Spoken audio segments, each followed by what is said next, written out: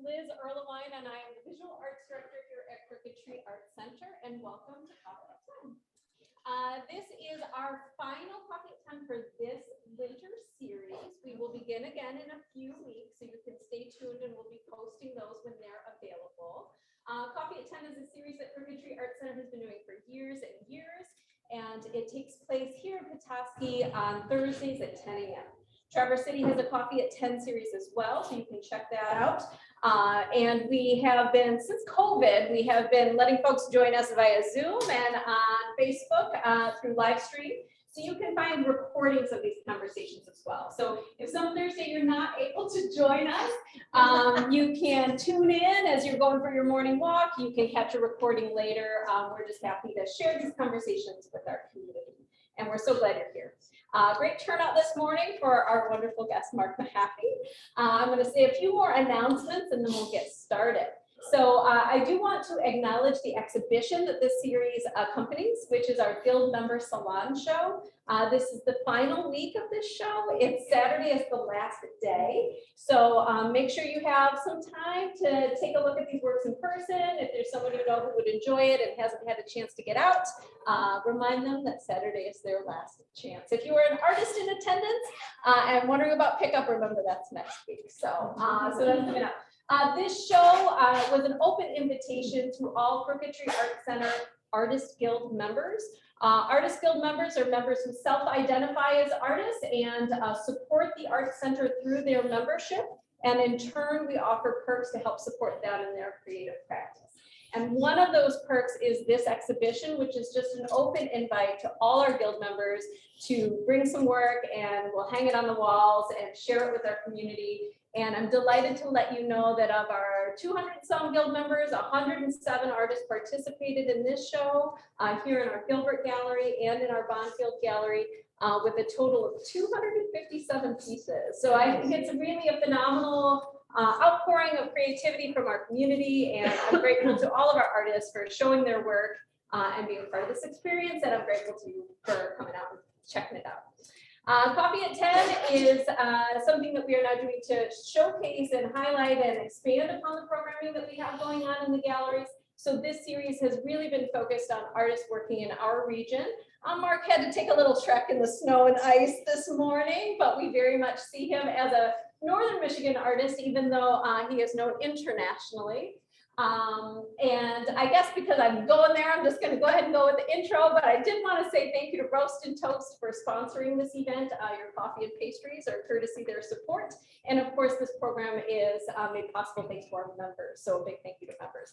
If you're not yet a member, you can see Kate at the front desk and find out more. So here we go, in my ramble. I told you, Mark, we're not going to have trouble filling time because, yeah. So I'm pleased to welcome Mark Mehaffey. I actually have some notes because I have some questions I want to ask him. So I'm going to read, you know that's not typically my style, but I want to say Mark Mehaffey has been recognized internationally for his artwork. He is a signature member of the American Watercolor Society, as well as several other watercolor and water media organizations across the US and the world. Mehaffey has won major awards and juried exhibitions in the US and abroad. His paintings are included in corporate, public, and private collections, and he is a popular juror, workshop instructor, and lecturer. We are very fortunate to have him here with us today to talk about his work. And I am also pleased to let you know that once again, he is going to be one of our featured artists in Paint Grand Traverse in Traverse City this summer. So that's another opportunity if you're inspired by what we talk about today and want to connect with Mark later this summer, check out Paint Grand Traverse in June this year in Traverse City. So today's event is going to be a little bit different than the last couple for those of you who are regular attendees. This is an open conversation. We want it to be casual. Please pipe in with questions as you have them. I have a list to get us started, but just go ahead and let us know what questions you have.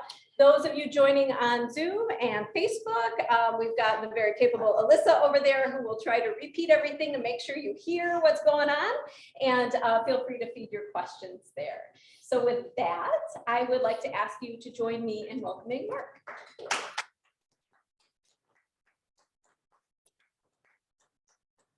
Grab a chair and put on the block next to much. So I know, but now I feel so far away. What are we doing over there? Well, we were making jokes about what would happen if I didn't say a word. And I said it would just be a performance piece, so we could all just enjoy it and think about what that meant. But Mark, I guess I don't even know a few more questions. With that, I'm gonna say, I mentioned to him earlier that I have never met a former educator who doesn't talk. So I'm gonna start there and say, Mark, I know that you teach now in workshop fashion, but you have been an educator for much of your career. Can you tell us a little bit about that? A lot of years of teaching, yes. First of all, thank you, Liz and Crooked Tree Petoskey and Alyssa, and thank you for coming. If it was an hour earlier, we'd see two people here. And thanks to everybody that decided to check in online. Feel free to write questions in the chat if you have them. Yeah, so once a teacher, always a teacher. And I guess I learned how to talk over the years. Basically, I'm an introvert except when I'm teaching. And so I may need to be prompted with your questions or responses, but yes, 30 years teaching inner city public school and another 15 or so teaching private workshops all over the planet. Very rewarding, and I retired from that job last year. So 2 retirements now, and I will continue to teach locally. We have a lot of art centers. I live in Empire, and so between all of the art centers within 100 miles of northern Michigan, I'll teach locally, but I'm tired of getting on airplanes, even though I'm going to get on one Saturday. But that's just for fun. So if I'm going to fly now, it's going to be for fun. So yeah, the rest of the time is spent either in the woods or in the studio. Sometimes not quite in that order, but between hiking and fishing and painting, I'm busy. So I usually like to start by just finding out how you got started in your field, but I'm kind of torn. I don't know whether to ask you like what made you want to become a teacher and an educator, or what made you want to be an artist, and maybe they're intertwined. Yeah, they are. Yeah, yeah, they kind of are intertwined. I just read a missive about a friend who happens to live in my neighborhood. She started playing in clay at the age of 10. I started painting at the age of 10. I had a 4th grade teacher that was very supportive. And I found out in retrospect that part of the reason I was giving paints and brushes in 4th grade was to keep me out of trouble. And at least one person in this audience knows what I'm talking about. And so I started at the age of 10. I just never really stopped. I painted all the way through, and will probably, hopefully, die with a brush in my hand. Yeah, absolutely. Are you formally educated? Can you talk about? Yeah, I mean, I have a Bachelor of Fine Arts from Michigan State University. And I'm not entirely sure I'd call that extremely formal. So I did what I needed to do to get good grades and get through. But when I went home, I painted in watercolor because I started in watercolor, the little praying set of 8 watercolor. And so I still remember 10, 11 years old, sitting in my room, matching the colors that I saw, the colors of the wall, how to do the perspective of where the corner and the ceiling came together, the colors of the books I had on the book rack, the colors, everything. And so I learned a lot about color with no formal education. Yeah, and just really never really stopped doing that. Yep. I'm gonna, jump ahead. I think let's look at some of your work, and that might inspire some conversation and questions from the group. As we go through, I want to preface and say that Mark has been working for years and has a really rich body of work, but there's also several bodies of work. So as you begin to move through these slides, Mark, I'm curious if you could comment on that variety. I think that sometimes artists either intentionally or of their own choosing or from external reasons end up working in one specific way. So I'm really excited by the variety of work that you have. Yeah, I mean, that's a very long subject because part of that subject has to do with style and marketing. And so I'm sort of compartmentalized. Most of my work, all of my work starts with an idea. And then the idea is supported by process. So I'm kind of a process painter and I do whatever is necessary to make my idea come to fruition, which means that I'm not locked into one specific way of working. If it's necessary to complete the idea, then I work quite realistically. So this is literally a huge watercolor, 27 by 35 inches of eels. Why paint eels? Well, number one, they taste really good. And number two, I did a whole series and continue to do a whole series, 1 or 2 paintings a year based on weird food that people on this earth eat. So if you travel, and I traveled extensively for quite a few years, then you realize that the protein and the things that people eat are substantially different than what other people eat. And I often say that if somebody on the planet eats it, I will eat it. And so in my travels through Europe and Asia, there is not one thing that I ever turned down, including these eels, which were alive. And then later in the day, I ate them. So it's a whole series. Hardly anybody have seen these paintings. I do them for myself. I seldom exhibit them. Seldom, I mean, occasionally. Still do your roadkill series? Yeah, it's sort of a continuation of Roadkill, which started years ago. I told you somebody in the audience has known me forever. Thank you, Janie. Yes, I've eaten roadkill. Somebody should be aghast at that, but it was recent, not old. Yes. Yeah. So these are atomic fireballs. Again, a very large watercolor, 35 by 27, painted off a roll of watercolor paper, not the standard size 22 by 30 full.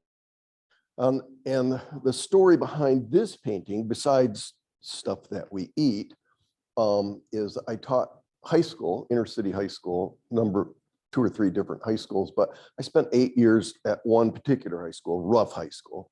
And when I got sick of having the kids come in and talk so much, I would hand out to every kid an atomic fireball. So I carried 244 atomic fireballs on my desk, and I'd hand every kid an atomic fireball, and it would take the whole hour for them to get through the atomic fireball. And I had a whole hour of quiet while they were, yeah. So if you open the drawer next to my refrigerator, you will still see atomic fireballs. Yeah, so I live in Empire, Michigan, beautiful northern Michigan. My side yard is part of the Sleeping Bear Dunes National Lakeshore. So I can literally walk out my front door, walk about 20 paces, and I'm in the Lakeshore National Park. And it's beautiful. So I can just go for walks for miles and miles and miles. What I usually do, rather than drive and take like a path, a known path or a paved path, and there's many beautiful trails, what I usually do is drive, park, and then just go right through the woods on no trail, and then just hike through the woods. It's very difficult to get lost when you know that Lake Michigan is a mile or 3 miles in this direction. And if you head in the same direction, you're going to hit Lake Michigan, and then so you just turn around and come back out again. So on my drives around northern Michigan, I often will see something that strikes an interest. So my camera on the street in my car sits in the seat right next to me. So I work sometimes, it's a compartment from reference photographs. So when I'm driving, if there's nobody behind me, I hit the brakes, put it in park, pull up the camera, shoot right through the front windshield. There is somebody behind me. I opened the screen on my camera, hold it up, look at the screen while I'm driving and hit the shutter release. Not recommended, but we do what we have to do. So that particular compartment works from reference photographs, and those get distilled. So they get uploaded to my computer, which has, I don't know, 57,000 photographs on the hard drive, not to mention saved to the cloud. And those get, if it's interesting, I mean, if I take 50 photographs, maybe one or two might really provoke an interest in a painting. So those get printed out and distilled in a sketchbook. So I leave out anything that isn't necessary to say what piqued my interest.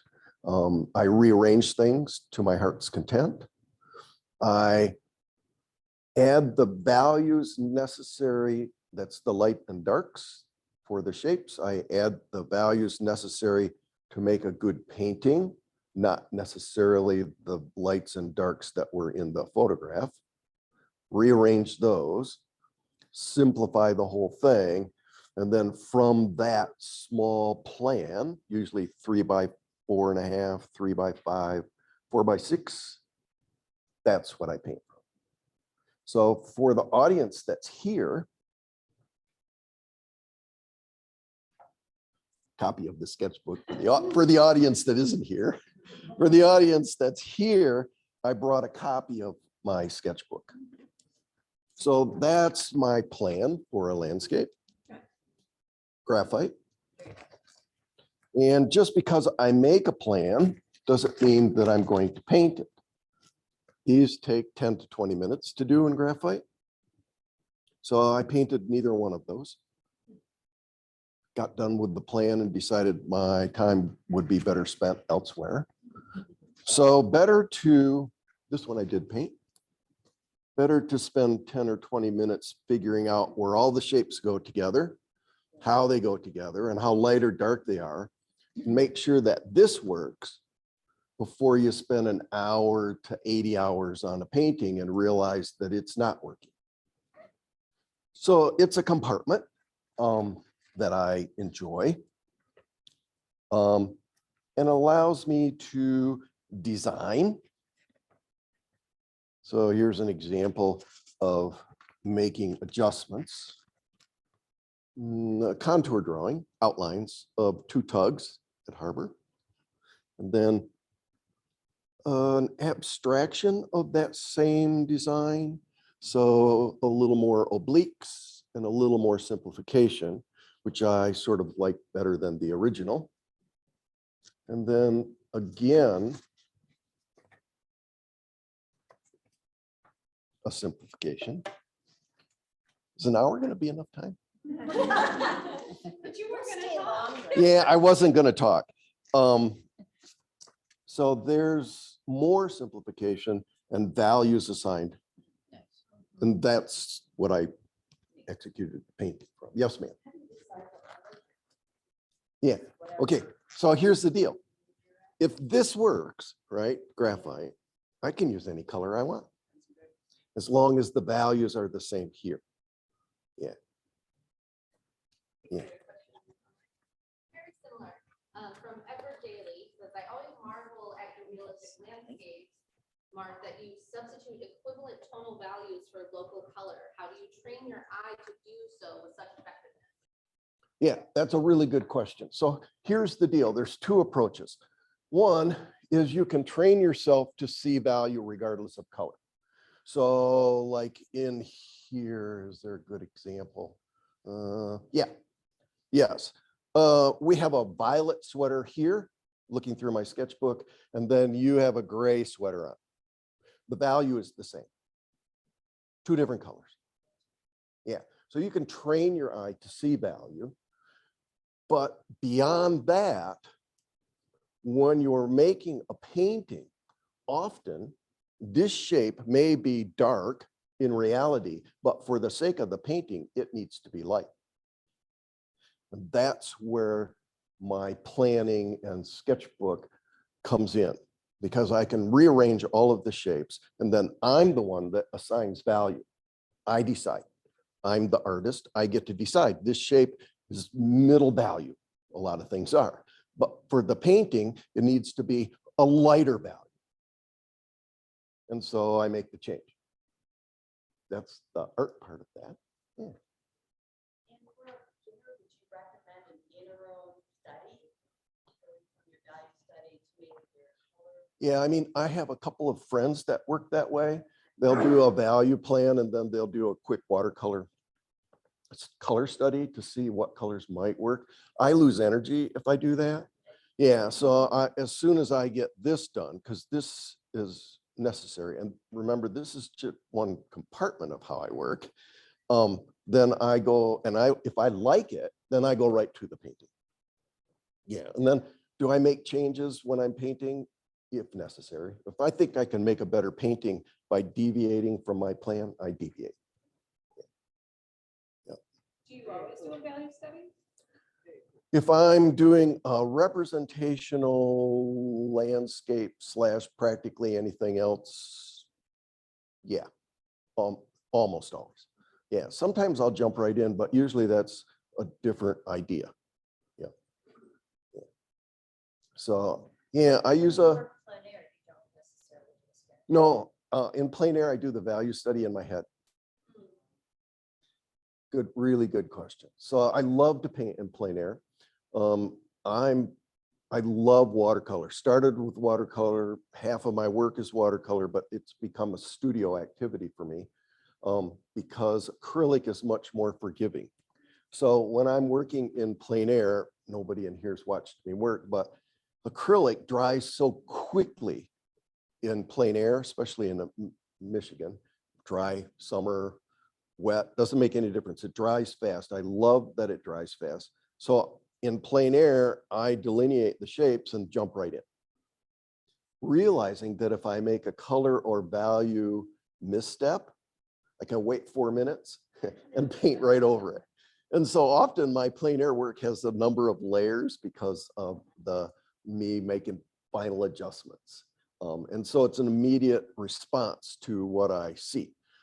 I have friends who will come up behind me as I'm working and look at the painting on the easel and then look at the whatever I'm painting and look at the painting on the easel and look again and don't see much of a relationship, because my goal is not to reproduce what I see. My goal is to reproduce what I feel about what I see. And so I leave a lot of stuff out. I will move stuff around. I'll add things. I'll completely change the colors that I see based on what I want to say with the painting. So the mood of this painting is much different than the mood of that painting. Yeah, on purpose. So different artist. So I brought that, we have 2 paintings that represent a different compartment because these are quite a little bit more conceptual, also a little bit more experimental in that I have no plan when I start, none. I get paint on the paper and go from there. So often it's about pure design, internally based design, and sometimes I will add social commentary. I will occasionally hide political messages in this work. So I brought one that was executed during the height of COVID. It's on the easel. So that painting started life like this one minus the frogs, similar in design. And then I wiped everything off except a couple of rectangular shapes connected to the edges. And it says over and over, it reads as a texture from where you're sitting, and I'm not entirely sure that the audience can pick it up. Yeah. Should I go get it and bring it closer, Alyssa? Okay. Yeah. So I'm working in the studio like a lot of artists. COVID was not as hard on artists as it was on the rest of people. because we are isolated in our studios pretty much most of the time anyway. And it gave me a year to a year and a half to work and then also rework. So I had a lot of friends, we were talking on the computer about revisiting older paintings and reworking them. Yeah. So it says over and over, dangerous places to linger. Repeat it, dangerous places to linger. So it has both a message, blatant message about COVID, and the cursive acts as a textural element to hold the whole thing together. So both design-wise and message-wise. And there was a time that we were all afraid to linger anywhere except home. And then some of us were even spooked about that. I can still remember wiping down groceries after coming to and then found out later, of course, that the transmission rate that way is like zip. So it's a whole other compartment, conceptual compartment to painting, which I visit on the average of every 2 or 3 weeks. And I work on these paintings 10 or 12 at a time. Yeah, so 4 drafting tables, 2 work tables, and the floor. They all get laid out, and I go from one painting to the next, to the next, to the next, making design decisions. So this painting on the screen is sort of an environmental climate change warning. These are leopard frogs. When I was a kid, leopard frogs were very prevalent. You could see, you'd walk through the yard and there'd be 2 or 3 leopard frogs. I can't tell you how many years it's been since I've seen a leopard frog. For any number of reasons, mostly climate related, we're seeing a drastic drop in that population. So this is a part of a diptych, actually. So the painting goes way up, like above. It's a diptych. Again, a painting done because I needed to do it. Would this painting ever sell? I don't think so. But it wasn't a priority. It wasn't a part of the thought process when I did it. Steve Briggs wanted to let you know that he loves those works. Who? Steve Briggs. Oh, hey, Steve, how are you? Thanks for joining us. And I'll miss you. I have a question. Are you, I get that concept of working multiple pieces at once. Are you, when you're doing that, are you also working on your representational landscape paintings at the same time, or is that? Yeah, I mean, the short answer is yes. It depends on the day in the studio. So studio is my job, right? It's where I go. So sometimes in the morning, it takes a while to get everything done. I'm alone now, as you know, and so you got to do everything to get the house situated. And then usually it's lunchtime. So it's usually my studio time now is afternoons, like 1 to 5, 1 to dinner time. So 3 to 4 to 5 hours in the afternoon every single day, unless family or friends drag me out. Yeah. And so that's my job. That's exactly what I do. And any given day, I can work on a non-objective painting here, or 2 or 3, and have a representational landscape on the easel. And I can just bounce back and forth. Because again, it's about the idea. So over the course of a lifetime, the way to put paint down has become second nature. So I put the paint down to accomplish the idea, not the other way around. Yeah. So pure design, this is acrylic, mixed water media actually. And it's about half of what I do. And these are all quite small. So they're all 14 by 11, 8 by 10, 9 by 12. It would work big. Yes, it would work big. I did a series of little 6 by 6 collages on cardboard, And then I thought they were really cool, you know, lots of scratching and stuff added, and then gesso over top to obscure part of it. And then I took two 48 by 48 canvases and reproduced the 6x6, 48 by 48. They're tucked away in my studio. You have to come visit if you want to see those.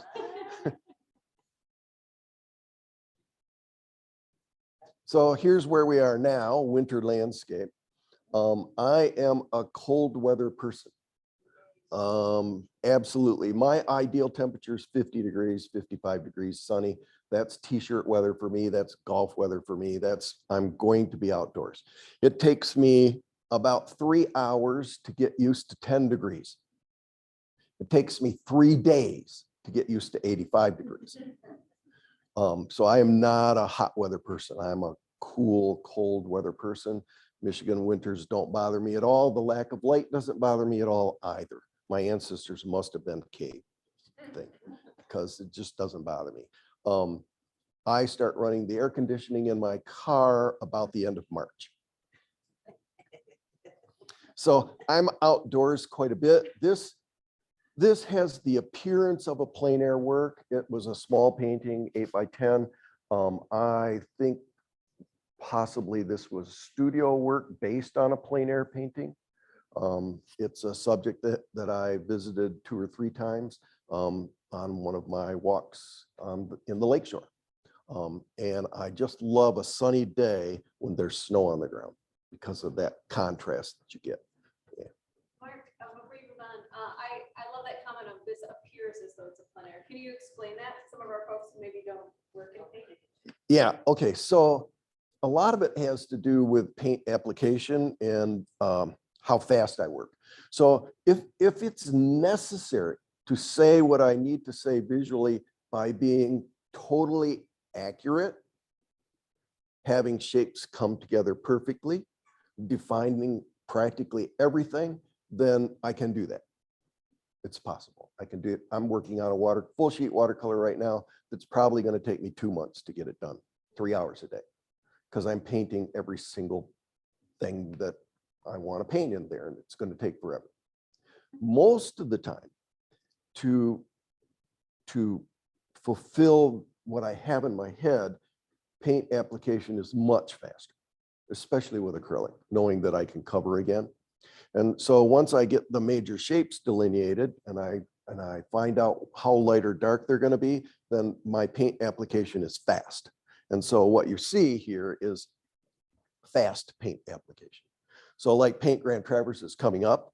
It's a ton of fun for me. Again, a very small but enjoyable compartment because I love to be outdoors, and honored to be included with some of the best plein air painters in the country, arguably.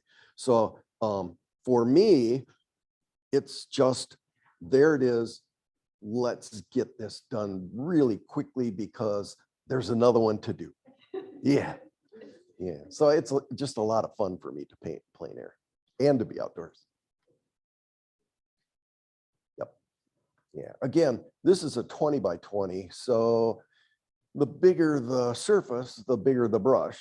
So if I said this was 6 by 6, the brush would be this wide, but it's a 20 by 20. So the brush is 1.5 inches flat.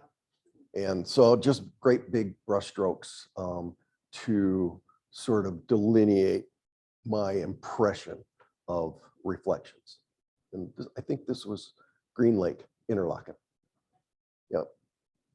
How long did this painting take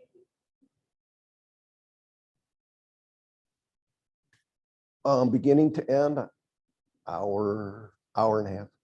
Yeah, I mean, there's think time in there. So, you know, I used to when I traveled and taught workshops, I would demonstrate how I painted. And essentially it's like this. Because I stare a lot. So, you know, and then I make a decision and then the application is quick. Yep, and then I stare a lot. So if you add stare time, hour and a half. Yeah. Yep. This is plein air. So I took out benches. I took out buildings. The path where the people are walking, I altered. It's actually dead center on the campus of Interlochen Center for the Arts. With the stone, those of you that have been there, the stone hotel and the amphitheater is at my back. So I'm looking at the woods. These are the kids walking across campus. So I teach a plein air class at Interlochen. I think this will be the 7th or 8th year this summer. Lots of fun. And this was a small demonstration for a group. And if you ever want pressure, set your easel up and with a dozen people at your back waiting for this masterpiece. It's a lot of fun. And so, yeah, plein air. And then I did a large studio version of this also, 20 by 20. So plein air sometimes leads to studio larger versions. Again, a small but very fun compartment. We have a question. Yes. Alan Mason would like to know if your abstract work develops as you paint, or do you have a predetermined idea for those? Yeah, good question, Alan. And hello to you. No, it's jump in and design as I go. And so the abstractions, so landscapes abstracted, I have usually a plan and then I pull apart, distort, and otherwise abstract the landscapes. Non-objective work where there is no subject, that's pure design. So I jump in with shapes or color or texture or mark making, line, one of the tools available to us, and then I design from there. And as soon as I make a mark or make a change, the next step is based on the previous one. So I decide what's next, make that change or make that addition or make that subtraction, and then evaluate the whole and then decide what's next. And then do that, and then evaluate the whole and decide what's next until I either paint myself into a corner or decide to put it up or decide to sign it. Yeah.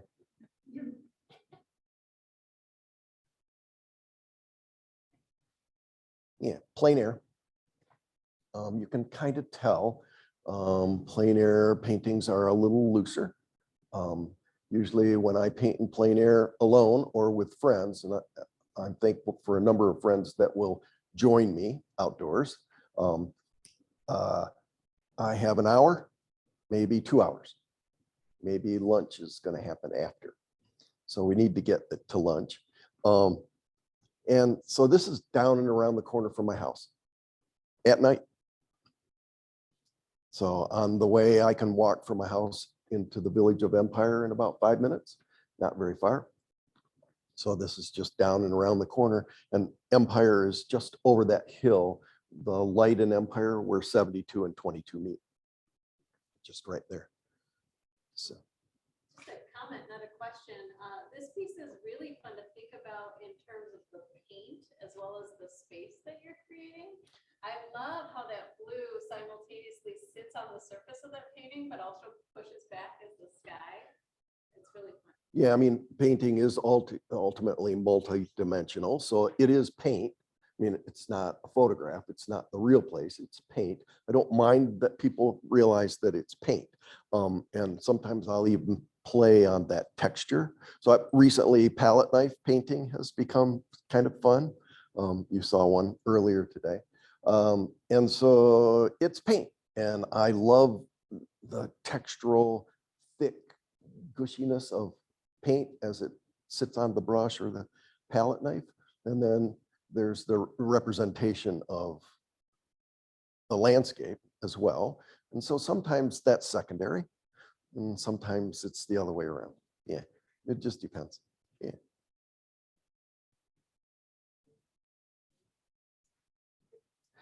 A big smile. Well, I was going to ask about the one prior to this. Oh, we'll go back. How much do you practice, or not practice, but you realize in time the differences between the shadow and where the sun is hitting whatever it is, in this case, the leaves, to get, I mean, maybe I should just say how much do you play with it? A lot. I mean, yeah, ultimately painting is fun, right? I mean, it's hard work too, and it makes you pull your hair out. So hence not hardly any hair left. But yeah, it's fun. I play quite a bit because I manipulate. When I pick up a paintbrush, it's truly the only time in my life where I'm in control, right? The rest of your life is controlled by others one way or another, whether you know it or not. But when I pick up a paintbrush, I get to decide everything. And so I like that, the control of that. And if I wish to take the telephone pole out, I can take it out. If I wish to put the light in, or I wish to enhance the light, or I wish to show you how the light affects local color, I can do that. So it's all manipulated by me. And I have lots of fun manipulating the viewer sometimes. Related to that, there's little contouring in your shapes and colors, which forces you to rely on secondary values and edges. Might you explain your thought process in developing the shapes of shapes? Yeah, edges, because it seems like oil painters talk more about edges, but edges are very important. So if you paint a hard edge, it tells the viewer that this area is important. And if the edge is softer, less important, then you can lose an edge entirely and let it just fade away, which tells the viewer that's even less important. With acrylic, because it dries so fast, often you'll see more hard edges. I guess I don't mind. So you can manipulate the appearance of an edge with value. The closer the value is, the less distinct the edge is between those two shapes. So you can have two different colors, green and blue, but if they're the same value, where they come together will be softer visually. And so I manipulate value based on that, knowing that my acrylic, because it dries in 3 or 4 or 5 minutes, I end up with a bunch of hard edges. So I'm aware of edges. If I wish to physically blend from warm to cool or one color to the next or light to dark, then I work in puddles with acrylic. So one patch puddle of paint, intermediate patch of paint, and then another patch of paint. And while they're still wet, I'll take my brush and physically blend them. I do that less often, but I do it occasionally. So I am aware of edges. Oil painters seem to be more aware, but they have forever to blend edges. I mean, they can take an hour and make a perfectly gradated sky. I don't have an hour in acrylic, so I have other ways of doing it. Yeah. And Mark, in your study, is that you have some outlining of trees? Is that when you decide where you want your art edges? Yeah. So when I begin, figurative or anything else, it gets delineated either with a graphite regular pencil, or if I'm working on a dark tone surface, then a white water soluble pencil, or a lot of times in plein air, a brush dipped in paint with water, and then I just outline all the big shapes in paint and then jump right in. Yeah. So I need to know where the shapes go and how they fit together, especially the big shapes. Yeah. This is another whole series of paintings. These are large watercolors, again, transparent watercolor on paper. So somewhere in the vicinity of 25 by 33 inches by 25 inches off the roll. And sort of an environmental outdoor statement. This is, title is Not Everything is Black and White. So these are hairy woodpeckers or downy woodpeckers, take your pick. The model for this was a downy woodpecker. So they are black and white, but then I decided to add more color to the composition. So again, it's a little bit of a social statement in that not everything is black and white, no matter how much we wish it were so. Do you work in wash? Yes. So gouache is opaque watercolor. So the painting on the easel next to Liz, I don't know if you can see that, but most of that painting is gouache. So transparent watercolor and gouache. So I love to use gouache in relation to transparent watercolor. Transparent watercolor, even a viewer that isn't aware of both mediums, the light comes through the layers of transparent watercolor, hits the paper and bounces out at the viewer, and that gives watercolor its glow. Gouache, the pigment particles are larger, or they add chalk or calcium to it. So the light hits gouache and bounces right back to the viewer. Opaque, can cover. And so the viewer sees the difference between opaque passages here and transparent passages here. So those watercolor people are aware of that. And even if you're not, the viewer gets to compare how light reacts The process on this one, you did the watercolor. first. Yeah. Yeah. And then, did you always plan to do the gouache on top? That you stuck it away in a drawer like you do? Yep. And then you came Brought back it out said, and wanna- Yeah, it was So I've here. seen other ones you've done like. Yeah, that's a really good observation. So here's the deal with that. I have ruined many good paintings in the hopes of making a great one. And so the painting, the original transparent watercolor was good, but I think I made a better one by adding the gouache and the cursive, which says the idea is the most important. So if you read, there's cursive and it says the idea is the most important thing. Yeah. On this painting, Mark, the background, and this one too, you have background, is that the paper or do you have a process that makes that grainy really cool? Isn't that cool texture? Janie knows what it's a mouth atomizer. It's what? A mouth atomizer. Oh, really? Yeah, I first used it in college. We would apply glazes with it. It's just a little tool you open up and stick it in a jar of liquid and blow through it because of the reduction of air pressure. When you blow this way, the liquid shoots up the tube and then your breath atomizes it. So we would apply spray glazes in college with that, but then I just transitioned it over to using it with watercolor. So years ago, I did whole paintings with a mouth atomizer. Oh, my God. Through brisket film and would cut out the shapes Oh, my word. with an X-Acto knife. Now I usually include to push the background back. So in this, the flickers were all protected first, and then I painted the tree and the background and then sprayed the tree with a mouth atomizer, which visually pushed it back in space. And then removed the mask that covered the birds, did the drop shadows, and then painted each bird. Each bird took about 4 or 5 hours to paint. They're beautiful. Yeah. So title is A Flicker of Hope. Oh, So I painted this coming out of COVID and people were starting to go out again. And so it was a uplifting title with a somber painting.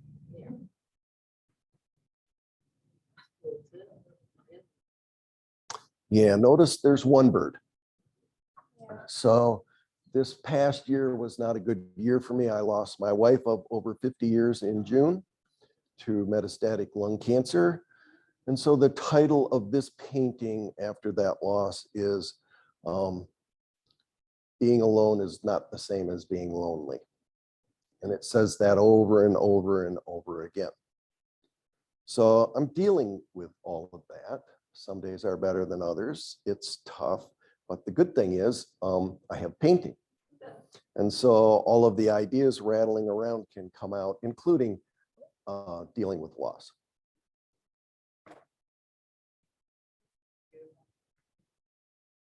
Yeah, that's the last one. Did you write that in resist? I did. Yeah, with mascoid. Yeah, liquid frisket. How did you get it so perfect? I have, mean, you know. I have good cursive, don't I? It's pretty nice. Mhm. It looks great. It really Yes. adds so much to it. It's just really- Yeah, the last 5 years of my teaching career, I taught art, but kindergarten through 5th grade. Oh my goodness. So, and you would think that would be a whole lot of fun. It was some days, but but they were the same kids I had in high school. They were just little. They only look cute. Yeah. Yeah. Questions? How are we doing for time? We've got about 10 minutes. Okay, good. I have a question for you. Sure. I always admired your use of color. Do you have like a color palette or specific colors that you gravitate? Yeah, really good question. So through the years, like a lot of painters, if you go in my studio and open up the drawers where the tubes are, there's a bazillion tubes. I mean, I have every color by 5 or 6 different manufacturers of watercolor in the drawer. And then if you go to where the acrylics are stored, they're like in boxes stacked up and then in drawers also. So I have like tons of acrylic available. And then gouache is in a drawer over here, not quite so many, but a lot. So I have a lot of different colors. What do I use? For 97% of my work, a split primary palette, 2 yellows, 2 reds, 2 blues, sometimes 3 blues. So from that split primary, a warm and a cool of each primary, essentially. So from that palette, I can make everything I want to make, plus black rarely, and then white, of course. Yeah. And so in plein air, that makes it a lot easier to carry my pack. I may throw a couple specialty, like if it's a somber, I may throw burnt sienna or raw umbers or an earth tone in there. Otherwise, 2 yellows, 2 reds, 2 blues. And then the blues change a little bit because depending on time of the year or what I feel like, those blues may opt out. Like if it's going to be high key and I need to make decent greens and decent violets, then cobalt, right? But if I need a lot of contrast, anthracnone blue will do it, or ultramarine blue, and then rarely phthalo blue. But those are the blues, and then alizarin crimson for a cool red, cad red light for a warm red, and then cad in acrylic, cad yellow light, and cad deep for my 2 yellows, and then the equivalent in watercolor also. Yeah. But you know, if a painting requires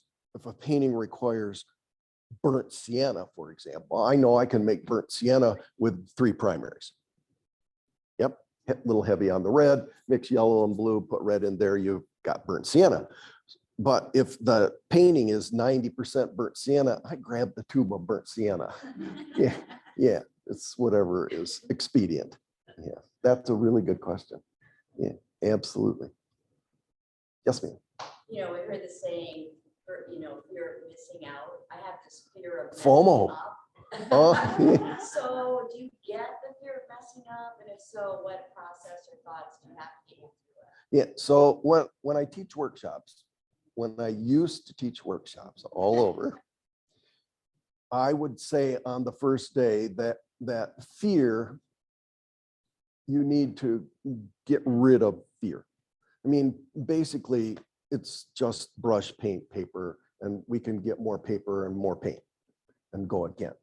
And so if I'm teaching a 5-day workshop, I let everybody know, say you're in my workshop, the 3rd time I hear somebody say or allude to being afraid, then I stop and give a lecture on fear. And it would usually pop up the 2nd day and sometimes the 3rd day if it was a 5-day, but it always did come up in one fashion or another. So I'd just stop everybody and we'd go again. So one of the biggest inhibitors to saying what you really truly want to say is fear. Either the fear of messing up, which is secondary to the fear of people not liking what you're doing. So that particular fear you really need to let go of. Like if asked, I will say now that I really don't care what you think. Yeah, about my work. I mean, I do, but it doesn't drive what I do. What I do is internal, not external. So I'm going to paint this and this, even if you don't like it. But you might like this. You see, I cover my bases by doing so many different things. Yeah, but just don't be afraid. So like I can draw with both hands. You know, I had both wrists operated on, left shoulder operated on, left foot operated on. It's a tennis thing. So lots of operations. I never stopped. So when this wrist was operated on, I painted for 2.5 weeks with this left, even though I'm right-handed. So it was different. Was I fearful that it wouldn't be good? Nah, just different. Yeah, you just keep going. And don't worry what the person next to you says, or don't worry what your husband says, or none of the above. You just keep working. You know, it's funny because when I get it, it's when I'm so excited about the painting, you know, and then you get to the 90% and you don't want to touch it. Ah, You know it's not done. Yeah. You know, so I guess you just gotta say it's paint paper. yeah. So here's what I do, because I get, you know, okay, it's close. It's close. So I put it up in the studio and I move on to the next painting, because the most important one is the next painting, but it's up there. So when I walk in, I see it. And then I go about whatever I'm doing. I leave, I come in the next day and there it is. And then, so about a week and a half, it'll sit up somewhere where I see it every time I walk in, or I'll glance at it while I'm doing other things.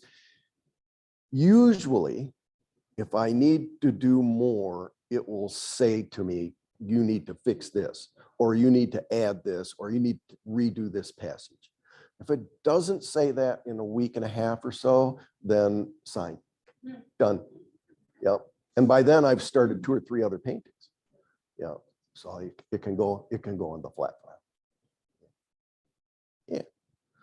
More. I don't have time, so we probably have time for about one more. or- One more? Yeah. Anybody online want to ask any more questions? And thank you, everybody, for signing in this morning. Appreciate it. Can you tell us about that beautiful painting in the middle there? Oh, yeah. That's Naples Harbor, Italy. So Naples, Italy, out the hotel room. It was gorgeous in the morning, early morning sun, and it was my impression of that. Again, I'm always looking to be manipulative with watercolor. So this is watercolor on gesso on paper. So cotton, 300-pound cotton paper, 2 coats of golden gesso to seal the paper. Allowed to dry, watercolor adheres to gesso readily, but it allows me to lift back to the gesso. So on cotton paper, if I make a passage in watercolor, if it's liftable, it is, but if it's a staining color, it is not. Even staining colors will lift from this surface. Yeah. And so all of these areas here, all of the lights were all lifted with a thirsty brush out of a passage that covered the whole paper. Yeah. I put paint on it and then spritzed it and picked the paper up and let it run. Yes. Knowing that I can manipulate all of the shapes later because of the surface that I'm painting on. And then the gesso gives this beautiful granulation regardless of the color that you choose to use. Do you still use Mehaffey paper that way? Yeah, this painting on the easel, the one that says dangerous places to linger, that's on Yupo. So yeah, I do occasionally. I like that surface too, mostly because it's very liftable also. Yeah, really good questions. Yes, ma'am.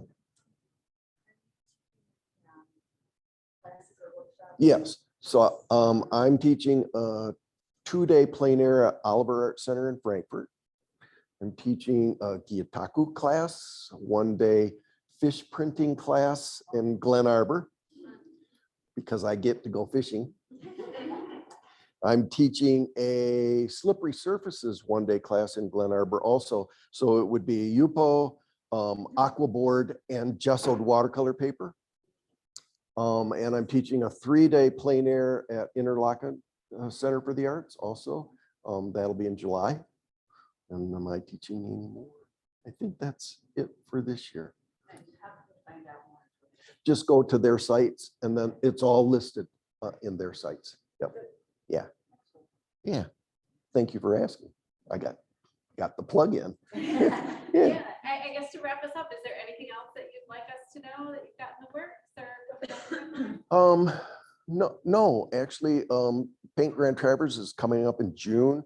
I think that most artists I've talked to are happy about the switch earlier in the year as opposed to later in the year. And so that's going to be like a first event for a lot of people that fly in to do that. And so we're very excited for Paint Grand Traverse.